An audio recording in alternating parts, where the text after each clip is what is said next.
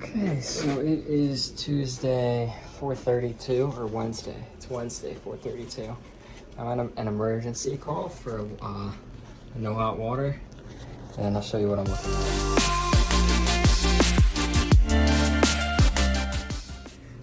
Weil McLain, so you got water in there. Here's our indirect tank. And the guy lets me in, he goes, "This is what's broke." I stuck this little piece of pipe in there. But this just holds the pressure relief valve. And it's snapped clean off right in here. So I'm gonna try to clean that up and see if I can braze it. Which is not gonna be easy, but I think I should be able to get it. Let's see, I'm gonna have to drain the boiler out a little bit, but there's a drain on the bottom. Got my oxyacetylene and hoping that just pushing it right there, I'll be able to get it. And that piece of pipe will hopefully catch that braze, so more sits in between on the joint. But yeah, we'll have to see what happens. Okay, so I tried my best to like really layer it in. And I let some water into it. See if it'll hold. Let's see, I can't see this side, but hopefully it holds. I just gotta put a new relief valve on because the old one was leaking. Okay, I had to braze it a few times. As you can tell, it's absolutely annihilated with braze. And this started leaking. I got that to stop. Now we have this leaking. Every time I touch something, something else leaks. So this is great. And I've been here an hour. So I hate this. There's rat poop everywhere. It smells absolutely terrible in here. It's disgusting. And this is a restaurant. Okay, here's where I'm at now. The pressure relief valve kept going off. For some stupid reason, I thought it was boiling. But Mike had called me, and Mike was like, "Boiler pressure relief valves don't go off on temperature." And I was like, "Oh great, I'm an idiot." I have my valve closed off for water feed, and our pressure is going up. It was all the way down to 10, and we're up to 20 now. Now I want to see if I close my indirect valves like they were when I got here. If we stop climbing, we continue to climb. Oh, that's because I'm connected to, boom, that's it. I'm connected to the loop right now, only on the indirect tank, and look at our pressure going up steadily. Crazily, actually, very quickly. Our indirect tank has failed. Oh, that makes me so happy now that I solved it. Now I get to give Mike a call with good news and bad news, but good news for money, I guess. Okay, so since this tank's leaking and we can't run it, I am trying to connect this tank up to that water line. I was able to unsweat this cap out, and as soon as I got it out, it shot and popped. I'm gonna cut that length at that 1 inch right there. I'm gonna put a 90, reduce to the 3/4, and then come out to here in 3/4. That way we could temporarily get them up and running. Okay, so I am done. Looks a little retarded, or it looks a little stupid, but oh, I feel it. It's hot already. Here's my hot water coming out and going across and into the second floor hot water supply, so we're good. And I have the hot shut off at that tank, so it's not cross-contaminating. Now it's time to clean up. You can see all the rat crap. I had a rat dart past me like 3 times and go behind the boiler. I don't know where it went, but I am so glad to be leaving here. It is vile. Okay, so I'm done there. 7:12 on my way home. Yeah, I hate that place.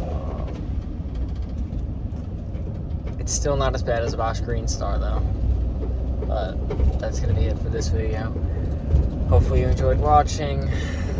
It's a pretty bad video because I just wanted to get it done. But like the video if you liked it, and comment any advice, feedbacks, or criticisms, and subscribe. Thanks for watching. Okay, so I am on a roof right now, servicing 6 rooftop units that I've serviced before. The customer signed up for an agreement last year, and we did a preventative maintenance on all them. I cleaned all the coils. They're all micro channel coils. And I was here the other day for one of these units, which had a leak. It may still have a leak, but there was an obvious leak that I fixed, and I'll show you that. There was this pressure switch that was on the low side here that was just leaking like crazy. You can still see all the oil residue around it, and I think that's where this oil residue came from. I mean it could be leaking here, but it's hard to know because there's all the oil residue there. But I had to add refrigerant and remove that pressure sensor. It's super nice out today. It is 58 degrees, and my phone's not going to focus on that. But first thing I did is pulled out these filters. These are some pretty bad filters, and I'm going to tell the customer to order the 2-inch thick filters because those are better, and then we can bend these tabs down and put the 2-inch thick filters in there rather than these cheap 1-inch ones. Because now I don't know if the camera could pick it up, but there is dust like on the coils that I'm gonna vacuum with the shop vac. I just got this new attachment yesterday with a brush on it, and I can actually get in there and kind of brush a little bit while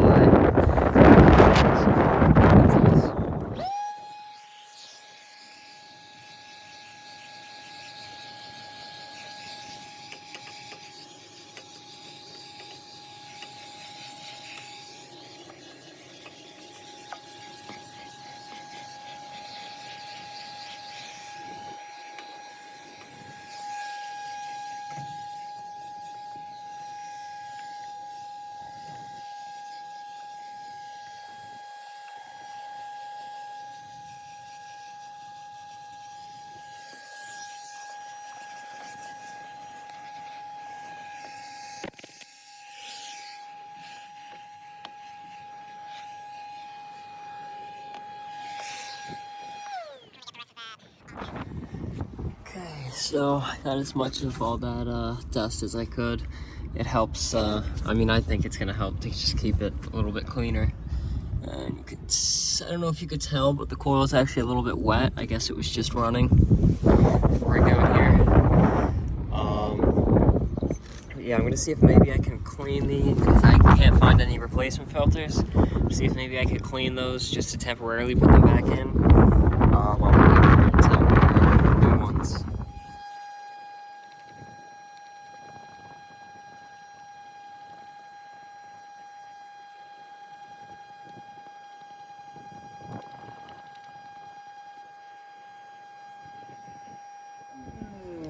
So you can tell that, or I don't know if the camera can really pick it up, but it's starting to flow through it now. I don't want to leave it with absolutely no filter, because if the customer never gets them, then the coil will just end up getting plugged. So I'm just gonna clean it off temporarily. Okay, those are in, just so nothing's gonna get any more damaged, but it's a 3-phase compressor, so there's no capacitor for the compressor. Actually, I'm going to clean this up, and then I will test the capacitor for the outdoor fan, the condenser fan motor, and then for the blower motor. And you can see there's a little bit of oil residue here as well, which I noted last year. But yeah, I'll get the vacuum up for that one. I do have my gauges here so I can check the pressures.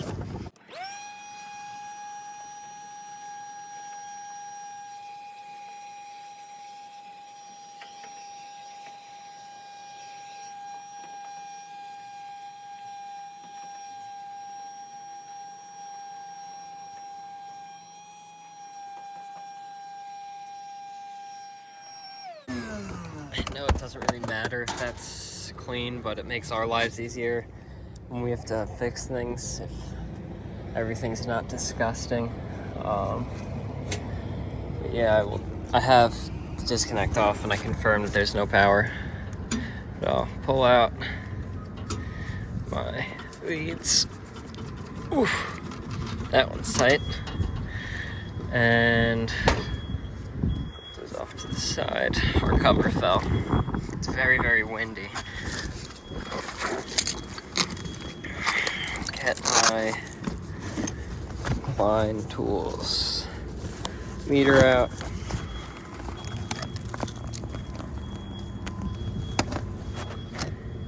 Set it to that setting. It has capacitance. Just have to change it to read it. And let's see if I can do this one-handed. I got something in my eye. I'll let that hang somewhere right there. You can see it's rated for 10. And one lead there. One lead there. Nice and tight. 10.17. So that's well within 10% and well within 6%. So that capacitor is good. Reconnect the leads up. And let's see, this one is over there. But I don't want to take off this cover because of the gas pipe. So this cover it is.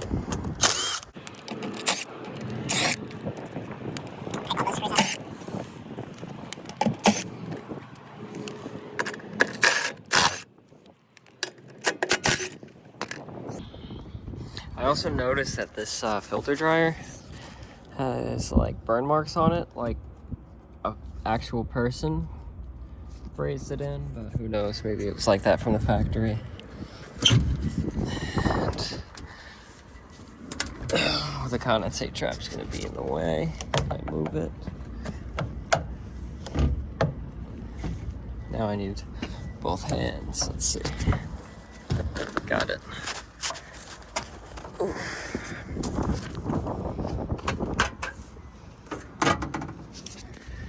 Wonder what that is there for.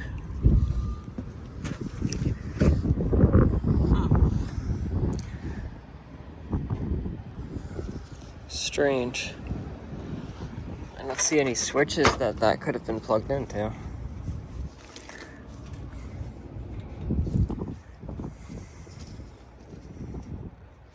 It's odd. And this stuff's like been ripped off by somebody. This insulation stuff that was on the sensing bulb for the TXV. And let's see. Just slowing down the blower so you can see that the wheel is nice and clean. Weird that this is a 120 volt motor. Does it say that on here? Indoor blower 208.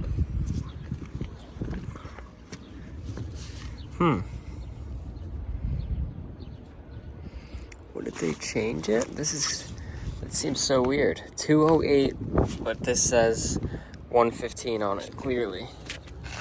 115. 115. Indoor blower 208. strange. But here's our capacitor. Pull off this cover. And I'll do this one off camera because I gotta get in there, but let's see what this is rated for, 25. So I'll check that one. Okay, so now I can power it back on and I have my voltmeter set to volts. So I'm gonna carefully check incoming voltage. So L1 to L2, 208, L2 to L3, 210, L1 to L3, 207.208. So our incoming voltage is good. Now I can go from our, let's see, this control board is a little bit tight. I should be able to just check it from the thermostat connection. R2 ground, let's see.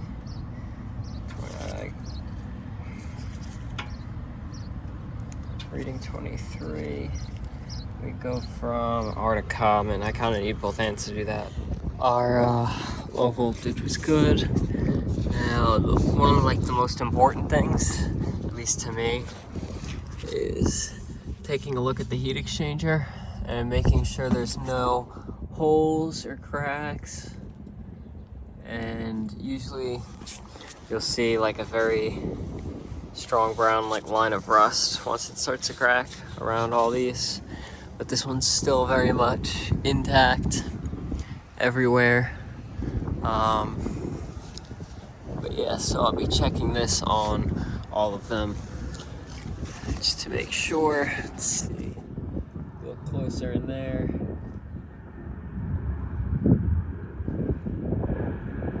It's hard to see from the camera, but everything is still very much intact. So I also brought up my smart probes and set up my gauges because I don't need my hoses unless they're low. But put this cover back on, and since it's cool out, it's 60 degrees. I'm just gonna go through all the units before I check the pressures on them because I'd like it to be warmer to check the pressures. Every single unit has this little oil stain in the bottom of the coil. It's on that one. It's on this one. It's on this one, but we don't know if it's the coil. It could have been from the ports right nearby. It's got to be on this one too. Let's see.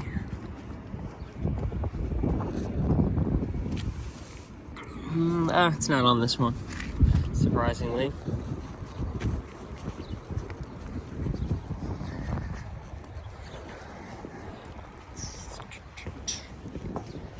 Not on this one. It sounds like the fan's running on this one. Yeah, nothing on here.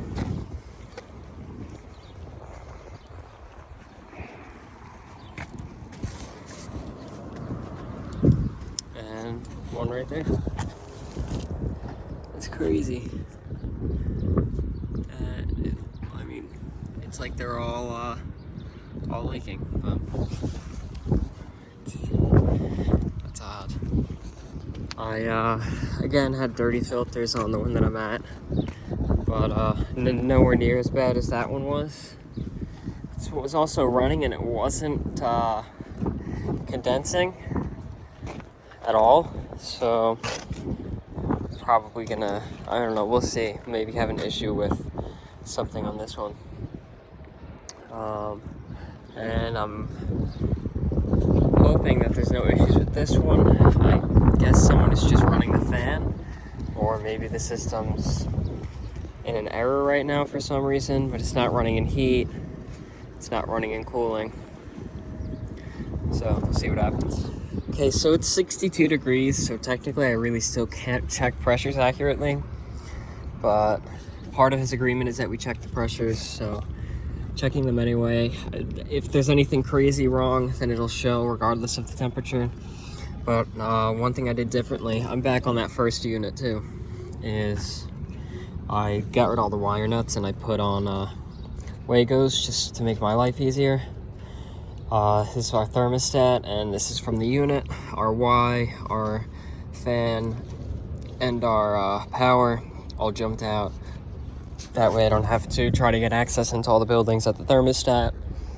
Now I'm gonna put this cover back on. You could see I have my probe for my liquid line right before it goes up into the evaporator, and suction line I have right there. And I'm gonna put this on. I'm just gonna throw one screw in it so it doesn't fall out. Or two, because I can't hand screw them in. It's not gonna go anywhere. And my measure quick open. It's very hot, sunny. So I'm actually gonna go to the other side. In the shade.